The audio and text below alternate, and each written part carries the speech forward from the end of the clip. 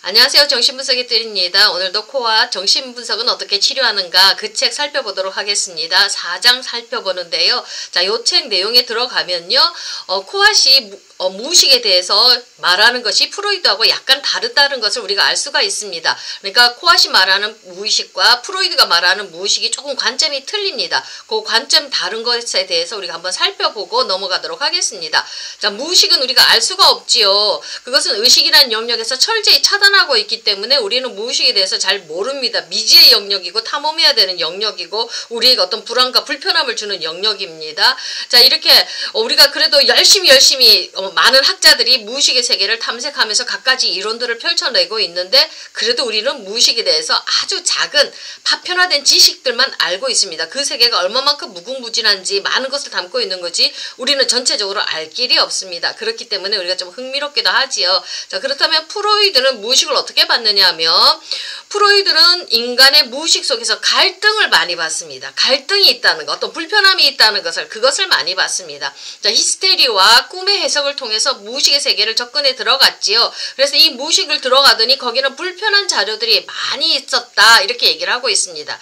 자, 그 얘기에 있어서 프로이드에게 있어서 무의식은요 불편한 것들로 가득 차 있습니다. 자, 무의식을 그래서 알아가는 작업은요 계속 우리를 불편하게 만듭니다. 그래서 이 정신분석하고 분석 작업 들어가는 거 이렇게 많은 사람들이 싫어합니다. 이게 꺼려하는 거거든요. 시간도 많이 걸릴 뿐더러 내면 안에 이 불편한 것들이 결코 우리 인간들을 행복하게 하는 것들이 아니거든요. 거기 뭐가 있느냐면 근친상간의 유혹하고 존속사례의 증오가 그 안에 깊이 두 개가 탁 박혀 있거든요. 가장 핵심적인 것이죠. 자, 근친상간 성입니다. 성. 쾌락을 추구하고자 하는 인간의 본능, 그 다음에 존속사례, 증오, 이건 뭡니까? 공격성이죠. 파괴하고 죽이는 공격성. 자, 요거 두 개가 우리 무의식 안에 깊이 박혀 있습니다. 그때 프로이드 당시에는 굉장히 인간에 대한 존엄성, 로마 가톨릭이요, 지배하고 있었기 때문에 우리는 신의 형상대로 지음받은 인간이었기 때문에 굉장히 인간에 대한 존엄성을 높이 추앙하던 그 시대적인 문화 속에 있었습니다. 근데 프로이드가 딱 나타나더니 인간이 그렇게 거룩한 존재가 아니야. 인간 안에는 이렇게 존속 사례와 근친상간, 성과 쾌락을 추구하고 공격하고 파괴하는 본성이 숨겨져 있어. 이렇게 얘기를 하니까 그 시대 사람들이 어떻게 했습니까? 자존심을 상하게 만들어버리죠. 우리 인간의 자기 애를 손상시켜버리니까 프로이드를 싫다고 많이 거부들을 했지요. 자, 요게 뭐냐면 성과 공격성, 요거는 동물 안에 있는 본성입니다. 동물성입니다. 우리 동물들 보면 쾌락을 쫓아서 아무 동물하거나 자기 아무거나 이렇게 막 교접하지 않습니까? 그리고 또 어떻습니까? 자기의 그 밥그릇을 해친다 싶으면은 막 공격하고 잔인하게 물어뜯지 않습니까? 그런 동물이 가지고 있는 본성을 우리 인간들도 똑같이 가지고 있다고, 그 안에 무의식 안에 그게 있다고 얘기를 하니까 그 당대에 그 인간의 존엄성을 외치던 사람들 눈에는 이 이론이 굉장히 불편하지요. 그래서 프로이드 당시에 또 프로이드를 많이 배격을 했습니다. 시대적인 것하고 맞지를 않았기 때문에. 그러니까 프로이드가 보는 무의식 안에는 이런 근친상간, 성에 대한 쾌락에 대한 것을 추구하고 공격하려는 공격성, 이 두 개가 가득 차 있고, 그 다음에 이 불편한 것들이 가득 차 있으면서 그 다음에 금지가 들어오고 하지 말라는 법이 들어오면서 요 속에서 갈등이 벌어지죠. 요런 걸 통해서 우리 인간의 성격 구조들이 만들어져 간다 이렇게 설명을 하고 있습니다. 그러니까 무의식은 더러운 것이 있어, 안 좋은 것들이 있어요. 그래서 이것들이 불편하고 참 괴로운 겁니다. 그래서 우리가 이 정신분석 작업을 해서 들어가는 것들을, 그래서 내 안에 있는 더러운 것, 추악한 것들을, 추접한 것들을 내가 직면해야 되니까 사람들이 웬만한 강심장 가지고는, 강심장이 아니고는 이렇게 무의식 세계로 들어가지를 못하죠. 중간에 드랍도 많이 되는 겁니다. 자아가 그만큼 튼튼한 사람만이 이렇게 깊은 곳으로 나에게 더러운 것을 직면할 수 있는 용기가 있는 사람만이 그 깊은 무의식의 세계로 들어갈 수가 있거든요.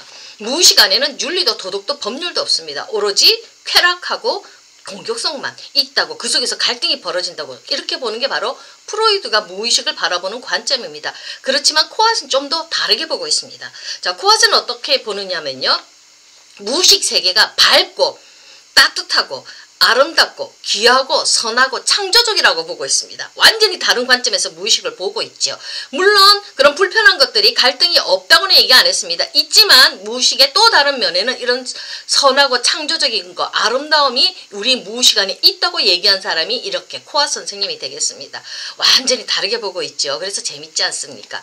자, 이런 것 때문에, 이런 걸 주장했기 때문에 당시 프로이드파에서 강한 비판을 받지요. 그래가지고 결국은 이 프로이드파 정통 정신분석파하고 이렇게 결별하고 그 다음에 이렇게 자기만의 학파를 만들어내죠. 그래서 자기심리 정신분석 학파가 출현하는 계기가 되기도 했습니다. 이렇게 서로 다른 관점이, 너무 정반대의 관점이 있으니까 그럴 수밖에 없었지요.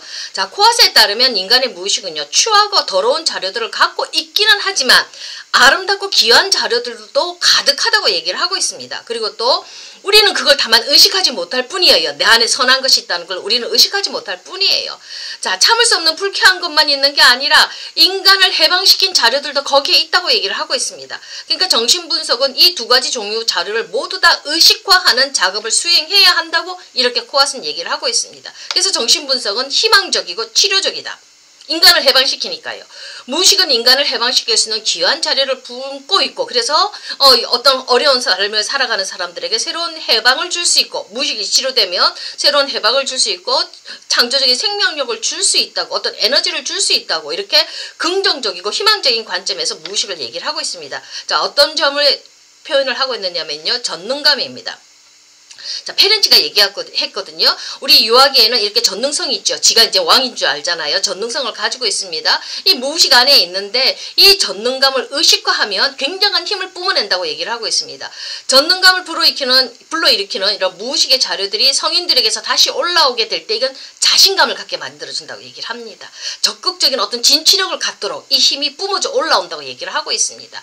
이거 사람들에게 자존감을 고조시키는 아주 긍정적인 기능을 하지요. 우리 인간 무의식 안에 그런 전능감이 있기 때문에 이걸 잘 의식화시켜서 끌어올리면 우리 삶을 진취적으로 살아갈 수 있는 힘과 에너지가 된다고 이렇게 말을 하고 있습니다. 그러니까 무기력하게 우울증에 누워있는 사람 안에 있는 이 전능감, 어릴 때 있던 이 전능감을 의식화시켜서 끌어올리면 이 사람이 자신의 삶을 활력있게 해방감 넘치게 이렇게 살아나갈 수가 있다고 얘기를 합니다. 그러니까 굉장히 치료적인 메시지가 여기 안에 있죠.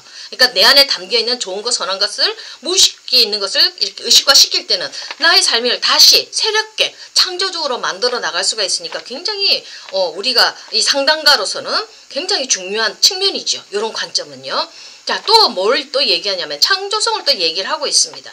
자, 인간은 뭔가 창조할 때 굉장히 강장 인간답고 위대한 인간성이 나오는 거지요. 근데 이 창조성은 인간의 무의식이 깨어나올 때, 무의식 안에 깊이 들어갈 때 이 창조성이 팍 올라온다고 이렇게 얘기를 하고 있습니다. 우리 예술가들 작품들 보면 굉장히 그 무의식의 깊은 것들을 드러내는 작품들이 많거든요. 자, 여기서 인간의 생명이 오고 창조적인 역동, 무의식 안에서 있기 때문에 그걸 끌어올리면은 아주 창조적 생명력 넘치는 그런 것들을 만들어낼 수 있다고, 번뜩번뜩 거리는 그런 통찰들, 아주 지혜들, 그런 것들이 우리의 삶을 새롭게 만들어낼 수 있다고 이렇게 얘기를 하고 있습니다. 공격성입니다.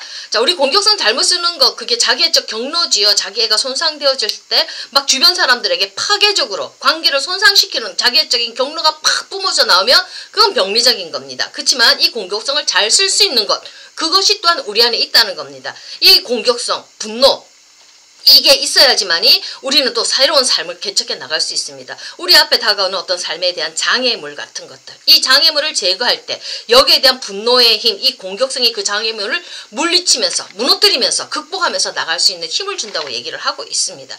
자, 우리 로마 카톨릭 교회를 교황을 무너뜨린 사람이 바로 칼빈 루터지요. 이제 루터는 그 로마 교황청에 있는 그 행하는 그런 나쁜 잘못된 관습들을 보면서 의로운 분노, 격분이 올라와서 그 분노의 힘 가지고 공격성을 가지고 그 로마 교황청의 위선들을 철폐하면서 새로운 기독교를 만들어 나가지 않습니까? 새로운 세계를 열어 나가지 않습니까? 그러니까 어떤 잘못된 것이 있을 때, 우리 인생을 살아나가는데 어떤 장애물이 있을 때 이 의로운 분노, 격노, 공격성 이런 것들을 끌어올리면은 그 장애물, 그 힘으로 그걸 물리치면서 새로운 세상을 열어 나간다고 이렇게 얘기를 하고 있습니다. 공격성도 잘만 쓰면 우리의 인생을 살아나가는데 어떤 장애물을 만났을 때 우리가 그걸 뚫고 나갈 수 있는 힘이 되기 때문에 우리 이 공격성을 잘 쓸 수 있는 힘을 길러주는 것도 너무나 중요하지요. 자, 요런 것들, 우리 안에 있는 전능성이나 창조성이나 공격성, 이런 것들을 우리가 우리의 삶을 선하게 살아나가는데, 지혜롭게 살아나가는데, 활기차게 살아나가는데, 이걸 우리가 무의식 안에 담겨있는 것을 끌어당겨서 의식화시켜서 쓸 수 있다는 겁니다.